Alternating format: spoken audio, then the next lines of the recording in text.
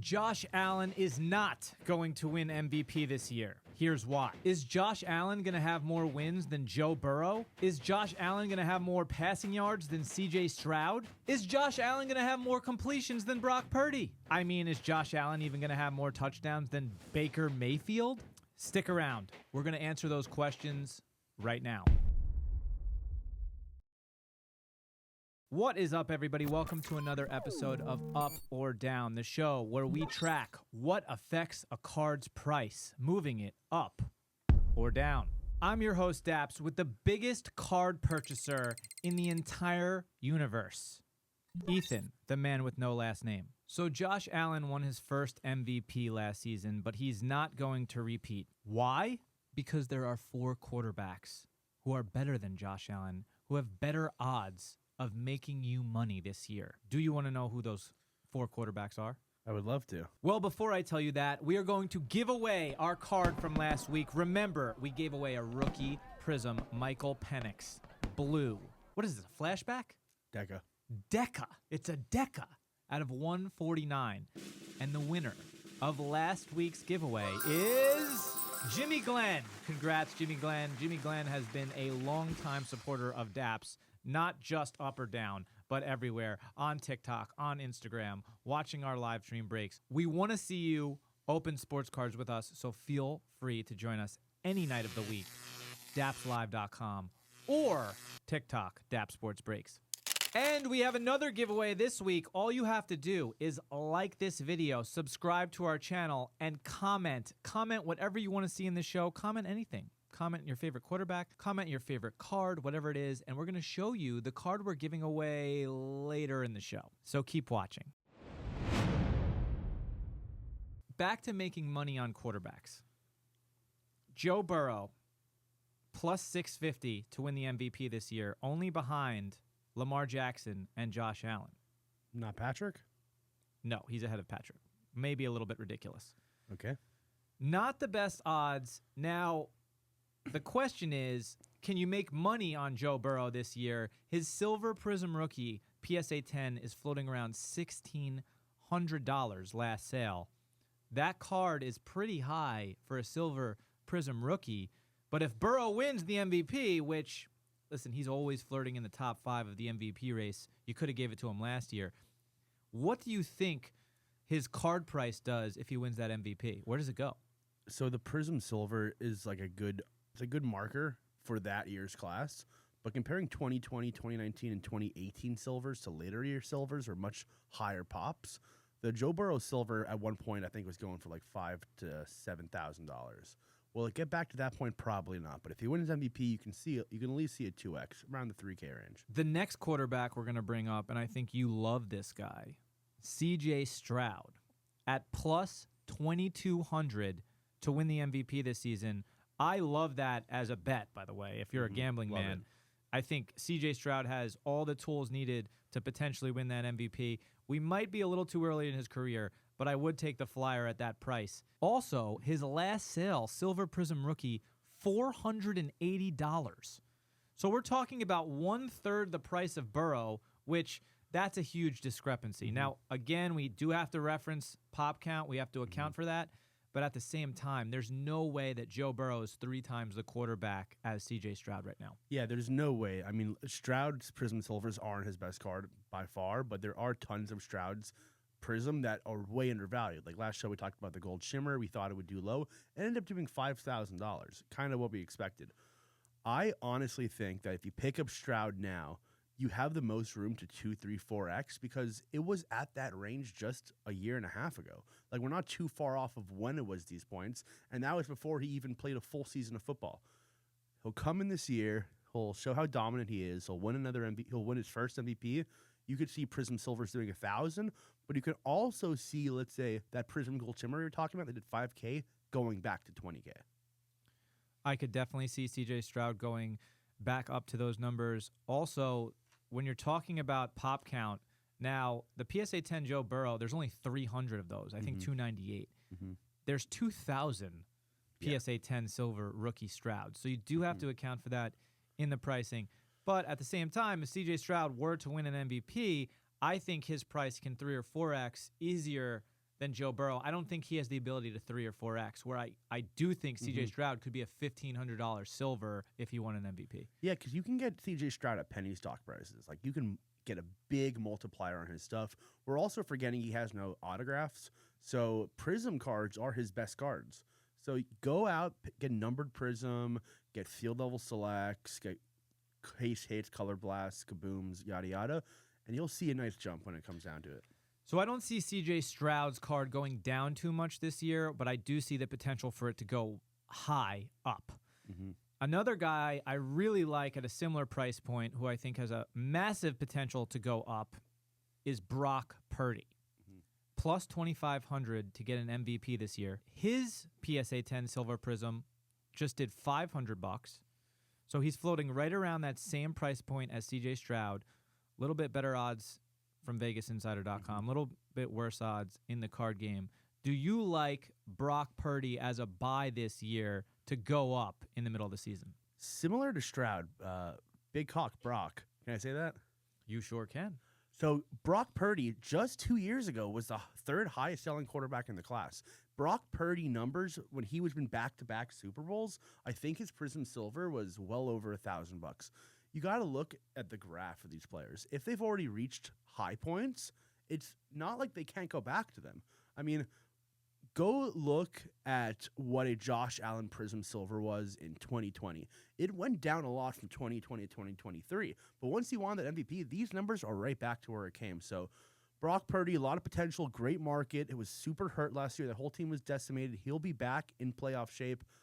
If Brock goes to his third Super Bowl in 4 years, like, we have to start talking about that. This guy's a Hall of Famer. And just for reference as well, there's 600 PSA 10s of this card in comparison to 2,000 CJ Strouds. I don't know if they just overprinted that year or what's going on. Again, I think Brock Purdy has less of a print run because CJ Stroud was a top 5 pick. Brock Purdy, Mr. Irrelevant, right? So I like the ability for this card to go up in price. I think CJ and Brock Purdy are both in bad divisions that they can win easily. The Niners in the NFC West and the Texans in the AFC South. Yeah, and what we see in the last 2 players we talked about or last 3 players, are on good teams. Bengals, Texans, Niners. We're not talking about like a Seahawks team right now. We're talking about franchises that have won recently.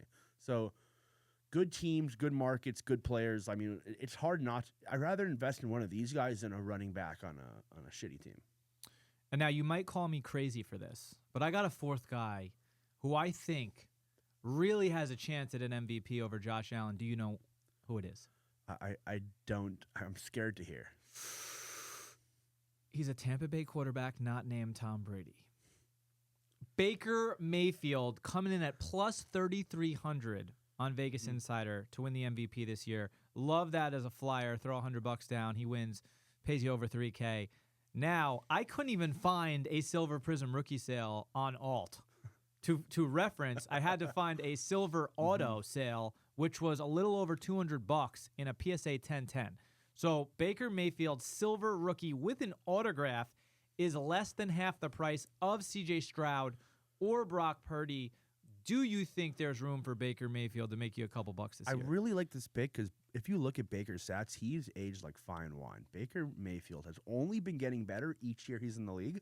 And you don't even have to win MVP to go up. If you're just in the top 3, if you have your name on the ballot, you're doing something right. No one ever thought 2 years or 3 years ago when he was on the Browns that we would ever see Baker Mayfield on the MVP ballot. If Baker makes that next jump, because last year I think he led the league in either passing yards or some statistical category. If we see him on the next echelon, Baker cards should be very expensive. Also, I'd like to say that Tampa is fully behind Baker. Like, this is not a franchise who just got a quarterback for a year or 2 and is like, oh, he's cool. He's long-term in Tampa. If he shows strides, and get ready for a jump. Well, listen, he also has Mike Evans. He has Chris Godwin. They just drafted the kid. He has McMillan. Mecca Ibuka. Yeah, so he's got 4 like lights-out receivers that he can throw to. Yeah, he's Bucky? also in a division that stinks. The Panthers stink. The Saints stink. The Falcons might not stink, but their coach is probably going to screw him up like he always does. They stink. So I think Baker Mayfield stands to win a division, puts you in the playoffs. If you get to the playoffs, your card price is going up. So Listen, I like Baker Mayfield. I think he can throw for more touchdowns than Josh Allen. I think he can throw for more yards than Josh Allen. I mean, listen, the combined rushing and passing yards might be more in Josh Allen's favor. But at the same time, as my 4th-round flyer, I'm going with Baker Mayfield to make you more money this year than Josh Allen. Dude, the first 7 years of 2018 was Lamar and Josh, and the next 7 will be Baker Mayfield. And also, another kid that I want to bring up who, like I said, may not win MVP, but could jump into MVP category, is a young man on the Colts, and it's not Anthony Richardson. It's the new Indiana Jones, Daniel Jones. If he comes in, wins that job, wins double-digit games, we could have a Sam Darnold situation in Indianapolis very quickly. The problem is I don't have a 1-of-1 fast break black prism Daniel Jones PSA 1010, and I do have an Anthony Richardson. So I'm going to have to root against that, all right? And I'm going to root for my own card to go back up to the $25,000 offer that I declined 2 years ago foolishly. But no one's talking about this, and there's so much money to be made because, like I said, 4 years ago, Daniel Jones cards were very expensive, and now you can get them for pennies on the dollar. Indiana Jones in Indianapolis will take over the season. Let's move on to our favorite segment of the show, What I'm Buying. And now, Ethan, what are you buying this week? So I know you like this one. I do. I'm smiling. This is a beautiful card out of Immaculate, which is, we need to talk about products for a second. National Treasures and Flaws are super cool. Don't get me wrong. But Immaculate is the 3rd best product and kind of jumps NT in some categories. I mean, the throwback patch autos this year, as you see right here with the Jalen Brunson and the Knicks jersey, is stunning. They have Ant-Mans of these. They have Shays of these. They're doing Fortunes overseas. The American crowd hasn't picked it up yet. But today we got a PSA 910, which is a good grade. Brunson, Knicks jersey. Just a good card all around because a lot of Knicks fans want Knicks Brunson, so there's a huge market for this, and will be picked off of all for overprice. I'm one of them, number one, and this is also arguably a great time to buy Brunson, though, because they're out of the playoffs, and I don't think too many people are buying Jalen Brunson outside of New York right now. So if you are going to buy a Jalen Brunson card, or any Knicks card for that matter, or any basketball card who just got eliminated from the playoffs for that matter, now is the time to buy. Yeah, and if Rick Brunson becomes the new coach of the Knicks and we'll have a double Brunson team, it'll be just the New York Brunsons. I'm not about this Brunson head coach thing. Can we please get somebody worthwhile coaching the New York Knicks? We'll see if it happens. We'll see. Who's the next card? Okay, this card, super slept on. If you look at the title, it says 2009's Playoff National Treasures. That's PNT. That is what National Treasures started as. And if you go to old heads around the hobby, PNT is kind of like where it all started. This card, 9.5, tough grade, good Kobe auto. I'm not sure it's a 10 auto in the back. Just if you're looking at prices of patch autos of Kobe's nowadays, they're flying up. This card should be up there because, like, I think the last sell on this was like $3,000, $2,000, like 4 or 5 years ago. I could see this hitting 10K today. So you think this card's gonna break 10K? I think it hits 8,000. 8,000? Yeah. Wow. It's interesting because there's no color in this patch, but I guess it's just the era that people respect when you talk about the old heads. You know, this isn't even a patch auto; it's a swatch auto. It's a lesser pass. Well, you explained the difference between swatch and patch to the newbies in the hobby. Well, listen, I am not an expert because some people have different definitions of this. What I think of a swatch is a no color patch. A patch needs to have a second color in there. If it's just a total napkin and it's not so if you look at all 99 copies of this and they're all just napkins, because it could be from a practice jersey, it could be from a warm-up sweater. Like, you don't even know where this patch comes from. So where the swatch comes from. What's the next card you're looking at? You got a 2003 Topps Pristine Refractor LeBron James. This card you don't really see a lot. I think it's only a pop 18. It's super low printed, pristine this year. I think it was just not circulated enough, and I kind of like the black with the refractor. It glows a lot, and low pop LeBron rookies. What else can I say? A pop 18 on a PSA 10 is amazing, especially on an 03 LeBron card. And also pristine is also kind of this product that you do not see every day. So this is pretty rare. I would ask you what you think this is going to price at, but also that's probably pretty hard to predict. I don't know how it's at 507. I think this is like a $6,000 to $10,000 card. It's a numbered LeBron to 149 as well. Just this card will be affordable. You know, this is a good LeBron you can pick up. And the best thing about LeBron cards is that if you can get one that you don't see often, because there's tons of LeBron rookies. Like I see a Topps Chrome rookie of LeBron in every display case in Dallas. I've never seen this one. This is an eye catcher. Well, you know what's also sticking out to me on this alt listing is the BL3, which stands for Black Label. You don't see any cards that have that many black labels. I mean, even if you see one card in a black label, you're like, wow, it got a black label. This card has 3 black labels. I'd love to see what those sell for on the open market. Yeah, because these cards were graded a lot during the time where everyone was sending to Beckett. So 3 black labels, 16 BGS 10s, 52 9.5s. I guess this card is so low pop because people haven't transferred them over yet. Yeah, I'm super curious to see what this ends at. Next one up. Wow, you put a CGC slab on here for the first time. You know, I wanted to make a new segment for the show called The Worst Card on Auction. We have an invisible ink LeBron auto in a CGC slab on a baseball. I mean, who is buying this? How is this at 4K and the card before was at $600? I love that as a segment. Worst card of the week.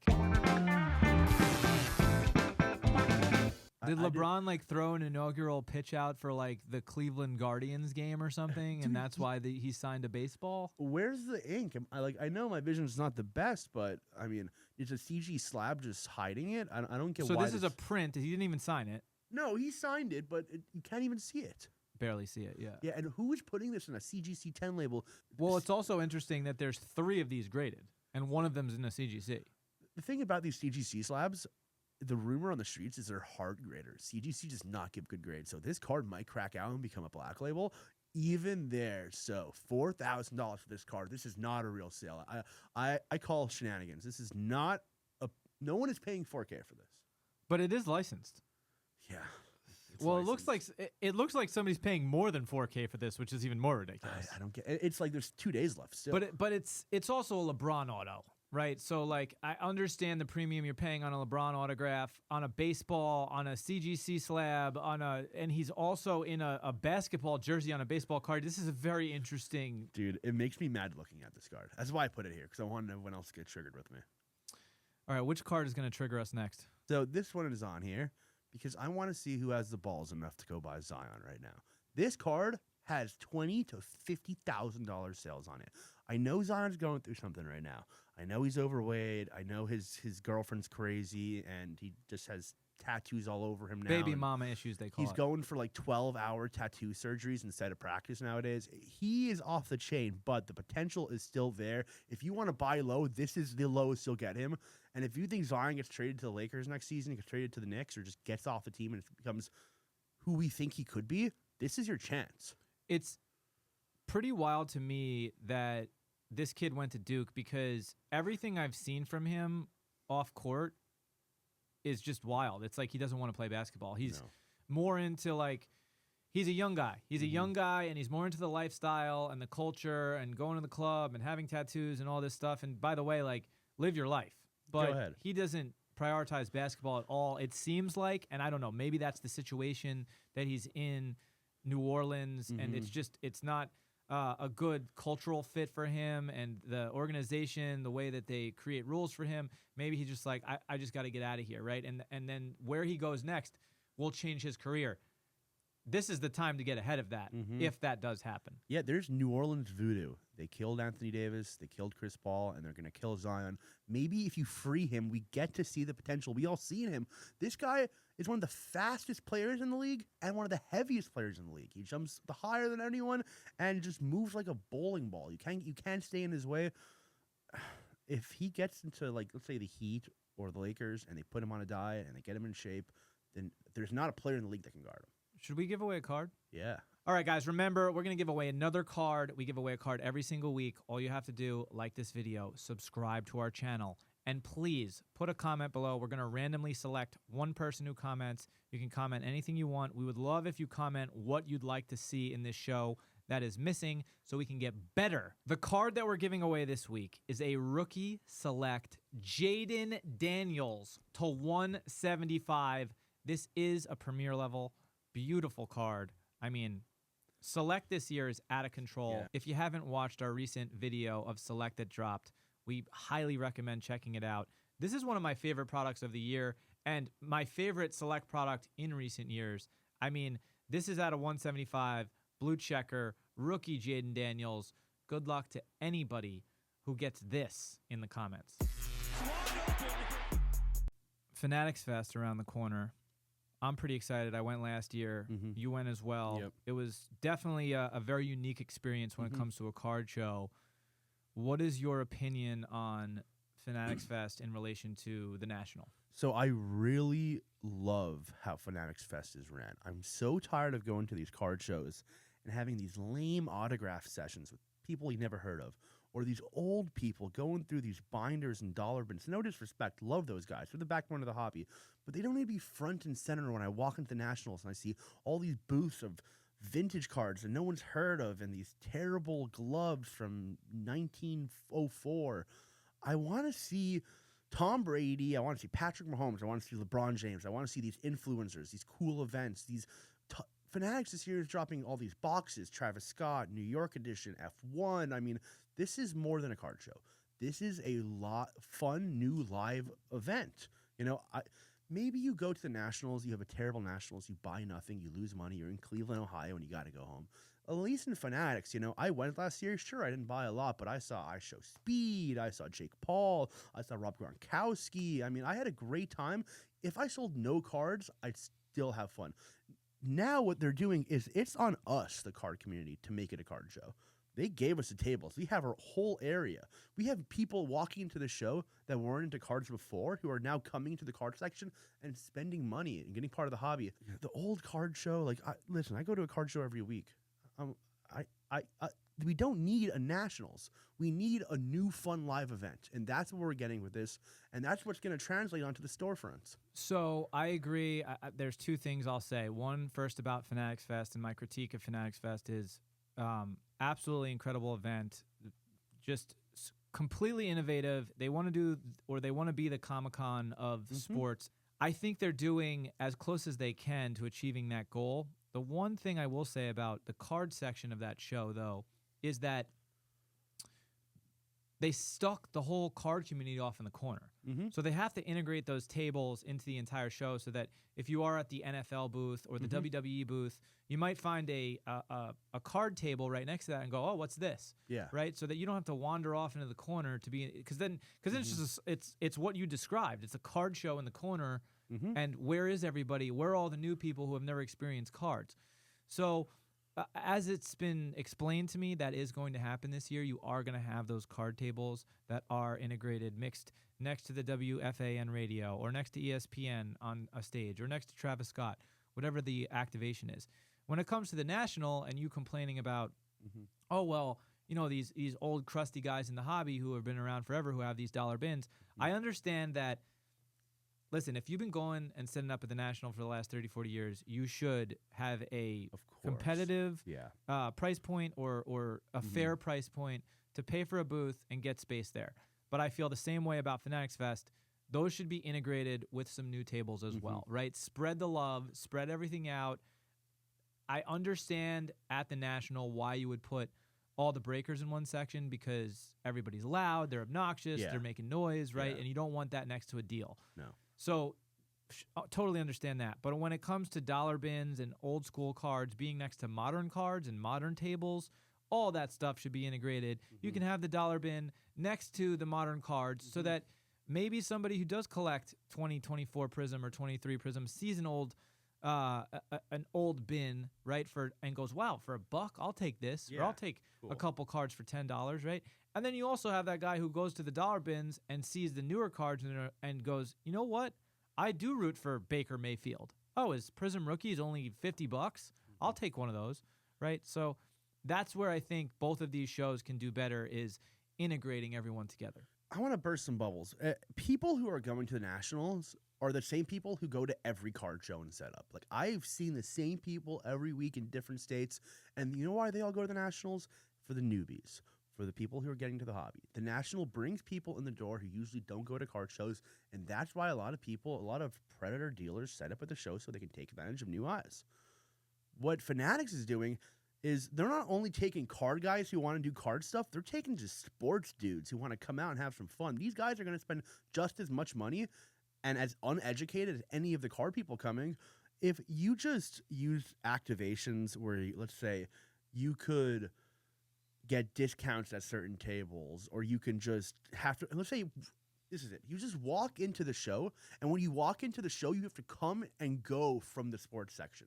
So to get to anything, you go through the card tables, and that's enough foot traffic that we need. I'm going to Fanatics this week to meet new people. I'm not going to Fanatics to see the same bunch of losers I always see. And that's just what it is. It seems like a lot of people have pissed you off in this hobby, Ethan. Tons of people. I'm a hobby villain, but also what I want to talk about is how card shows are going to change, just like how the Fanatics is now the new national.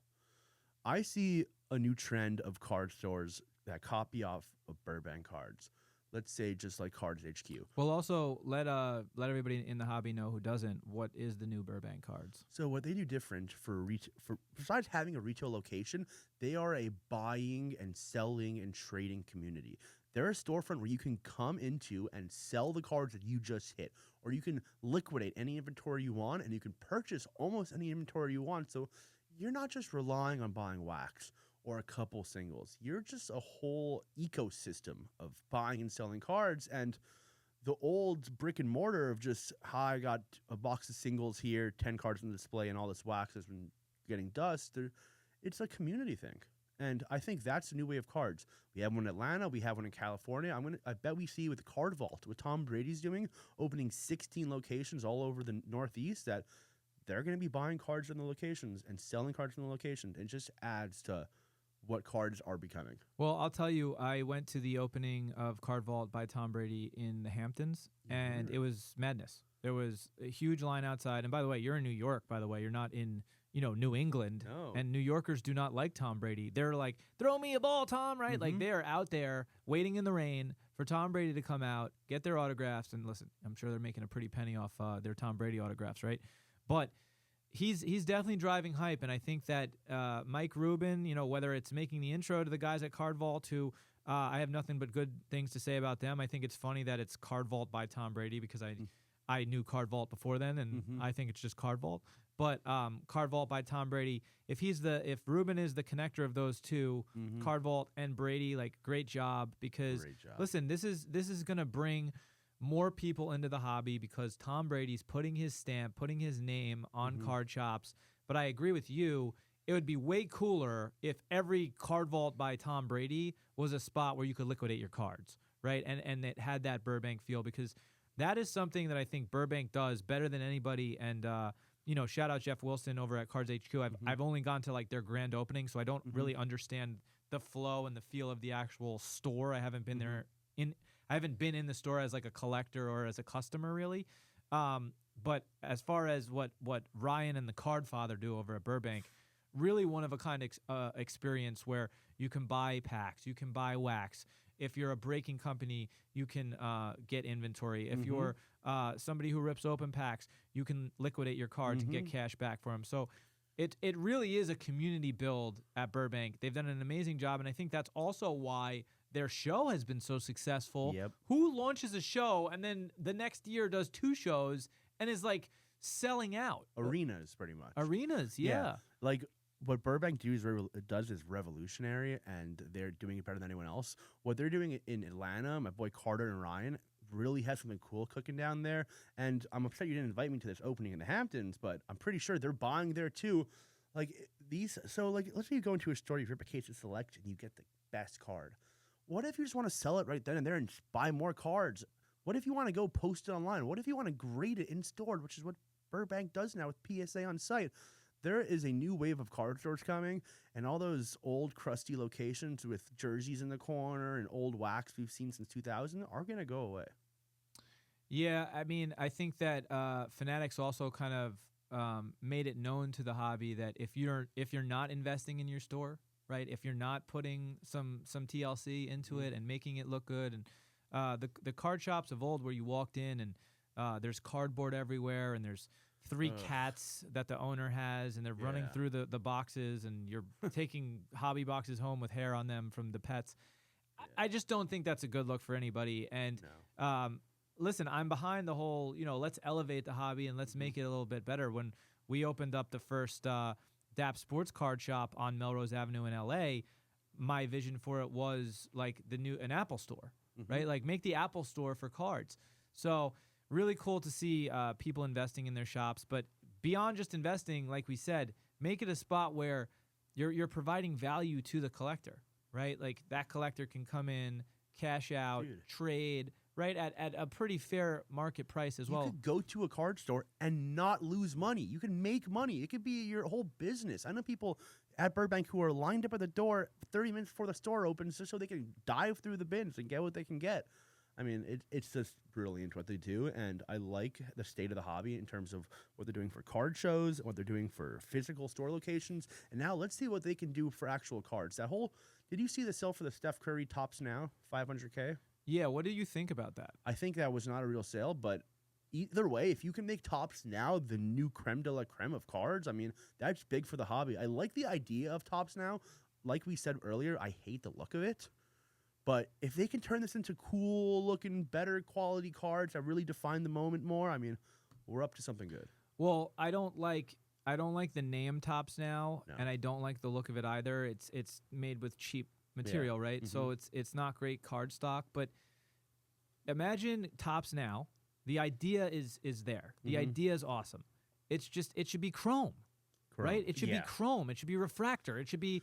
It should be that upper echelon product, and maybe there's a manufacturing process issue. I don't know, but that Steph Curry, for example, where he's sleeping, right? Like that card could look so much better, at minimum, you could continue the cheap print for the mass-produced product. But if you're gonna number a 101 and an out of 10 and an out of 50 and out of 100, put that on a different card stock, beef up the design a little bit, and just come up with a cool name. Come up with, the name Chrome, the name Prism, the name Optic. Like, there's just, once you put that staple name, like Now is not a name. No. Topps Now is not a name. The logo, the design for Topps Now in the upper left, it's not cool. It's not attractive, right? But I like the system where it comes out, where you have to get an entry and it's only serialized to how many people are taken. That's cool. I think they need to have you seen Topps Royalty so far?